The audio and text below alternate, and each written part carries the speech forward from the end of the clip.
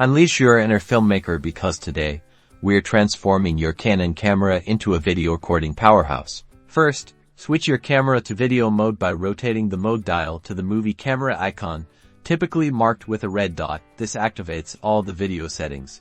Next, dive into the menu to adjust your resolution and frame rate. A higher resolution like 4K offers sharper details, while frame rates like 24 or 30 frames per second create a cinematic look, or choose 60 frames per second for smoother motion, especially useful for capturing action or creating slow motion effects in post-production. Elevate your audio quality by using an external microphone. Plug it into the microphone input jack, then go to the audio settings in the menu to adjust the recording levels, preventing sound clipping and ensuring crisp, clear audio. Alternatively, use a shotgun mic for directional audio. Nail your focus by choosing the right focus mode.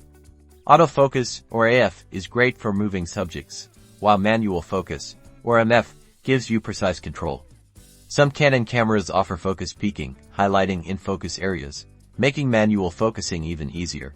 Now you're ready to record. Press the record button, usually marked with a red circle, to start and stop filming. Experiment with these settings to create unique video styles and get recording amazing videos.